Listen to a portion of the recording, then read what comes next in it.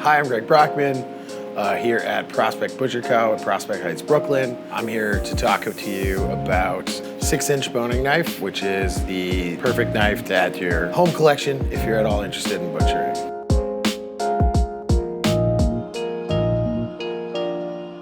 Boning knife's great to have. Firstly, it's very versatile. It's super cheap is like another thing. You can get professional grade boning knife for 30 bucks, 25, 20 even.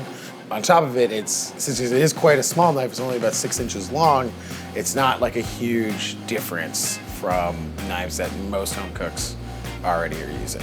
So the shape of it, as you can see, it's like really thin and it's curved. And the two things there is that if you ever used a chef's knife and you're trying to cut a steak out of it, it presents a problem because the food can stick to the sides.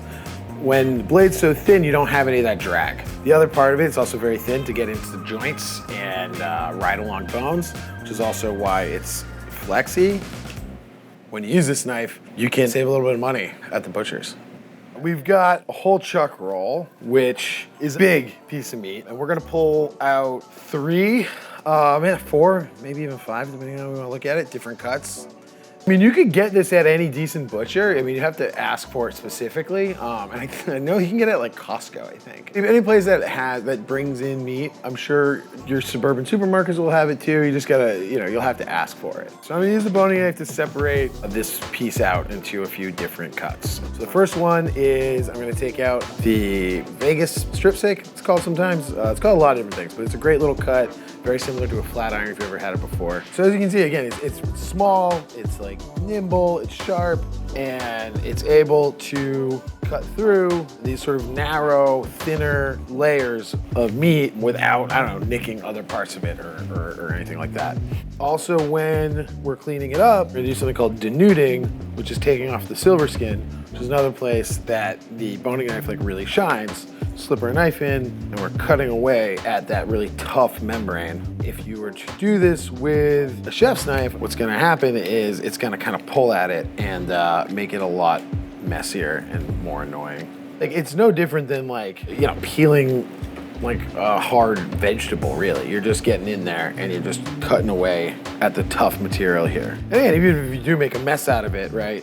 You're the one eating it. It's not like you're it's not like you're selling it to somebody. So it's it can be a little messy looking. So that is, sometimes called Vegas strip, sometimes it's called Palomilla.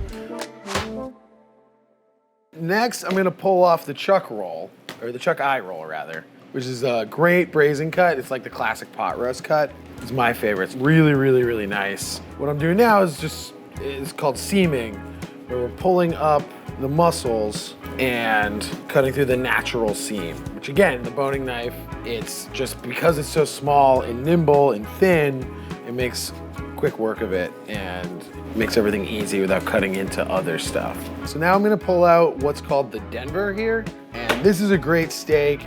It's a really special cut. Usually it's very well marbled, it's nice and tender, it's super versatile. When the blade's so thin, you don't have any of that drag. It just glides right through. When you have more surface area, it gets grabby with the meat. And if you think if you're chopping cucumbers with your chef's knife, if you don't have the Granton edge, it's gonna just stick to it. And the sharpness of the blade helps, but also not having as much blade there to meet with friction stops it from grabbing it. It makes the whole process a lot smoother and easier. If you're, looking to buy something in bulk, you save a little bit of money. This cut right here is a beautiful steak and cut, as I mentioned before. That's gonna run you $20 a pound easy, whereas the whole piece here, you're looking at $11 to $12 a pound for. Just the difference in this amount of meat as a steak and cut has already paid for the knife. If you drop 20 bucks on a boning knife. And you can, freeze this stuff. So I'm just gonna cut it in half, and then we can just do our steaks with it right now. Yeah, a really nice marbled steak. For my money, that's almost as good as a New York strip or a ribeye. It's a phenomenal cut. And yeah, you're gonna pay half price. We got all this left over, and this, you can quite easily just take your boning knife again. You don't have to worry about cleaning it up at all. Now we're just gonna cut it into stew meat.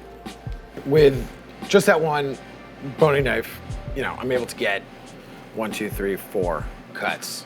Plus again, I got all this here left over. We can grind it, we can make more stew meat out of it. This is right here, very easily 20 meals for a single person. All done just with the boning knife. So the next thing I'm going to show you is how to use the sort of namesake process of the boning knife, which is using it to remove bones. This is a whole bone in like a lamb. First thing I'm going to do is take out the hip bone, also called the H bone. This is tricky, and most of the time this is already out, even with the bone-in one. But if you're slightly more advanced kind of home cook, I don't know, filleted fish, Frenched racks, this is a cool thing to practice on. Funny thing with the boning knife, it's one of the only sort of professional cooking knives that is regularly held backhanded. When you have a heavier chef's knife, kind of holding it backhand, you're really not getting them out of it what you need to get out of it. It's all about the heaviness of the blade, kind of using it as a downward motion, where with this, we're not really cutting down necessarily. We're kind of cutting all around bones and seams and different pieces of meat. So you hold it however makes the most sense to hold it at that moment. But with the boning knife, it's so small, it can slip right in, and it's cutting through the tendon that's holding it all together. And there we are. That's the H-bone out. We can take out the lamb sirloin, create some nice little lamb steaks, or as a little roast on its own. And again, you just do that, cutting right through. You can clean this off the top. Again, the boning knife makes that easy to trim the meat as well as cutting the bones out. And just super quickly, we got a nice little lamb sirloin roast. That's great for 2 people right there. Easy, like, you know, little pound roast. And then moving on, I'm gonna take out this piece here, which is a lamb top round. So all we're gonna do now is come at this way and follow the seam. And what we're doing is we're gonna find the femur here and just ride right along it. And the thinness of the knife makes this like pretty straightforward and easy. And then here we go. We got this beautiful little boneless lamb roast, or just with the boning knife here. I don't even need the staking knife. Cut a beautiful little steak. And so then finally, I'm gonna take the round bone out. It's called the femur. And you know, again, this really shines. Just dragging the knife right along the bone. Again, it's thin enough that it's going right in there.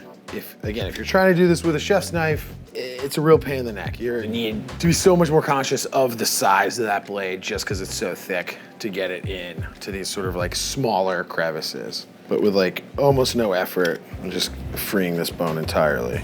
It's like when you're cutting out steaks, it just gives a little extra blade length along the curve, right? So it's just because it's curved up, there's more surface area on the blade instead of if it's straight. With these cuts here, you've more or less saved the same amount of money as it took to buy the knife. So using just my boning knife, I broke down an entire leg of lamb into 3 different cuts. Lamb sirloin roast, like lamb round steaks, or a lamb round roast if you don't want to cut it into steaks, and a boneless leg of lamb, plus a little dog bone. I've switched out knives, but it's still a boning knife. It's just best practices to have a different knife to do chicken than other stuff, because it's a chop. You don't have to do that at home. Just make sure you clean your knife after using chicken. So anyways, it's just gonna show you I'm presuming most people know how to break down a chicken. It's very straightforward. You probably know with a chef knife.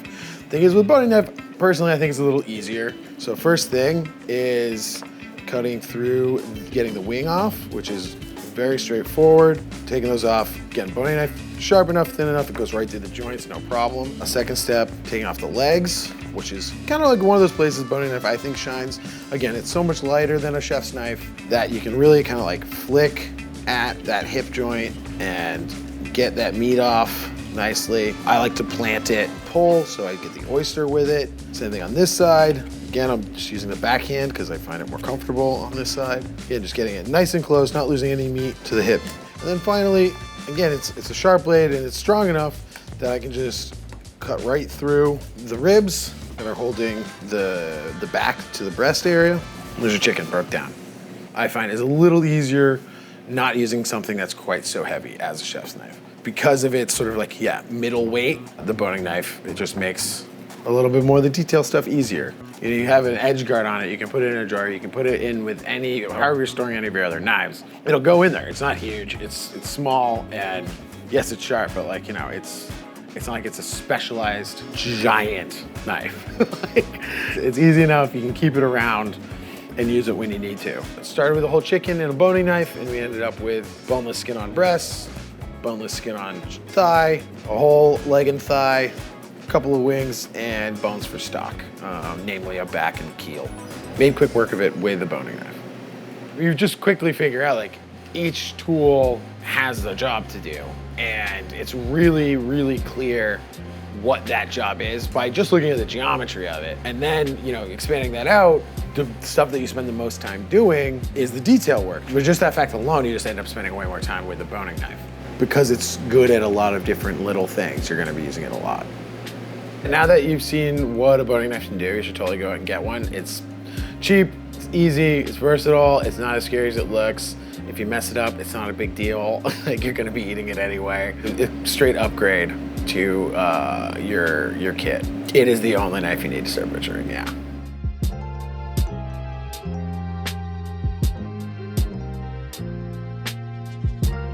Just make sure you clean your knife after using chicken. Chickens are filthy.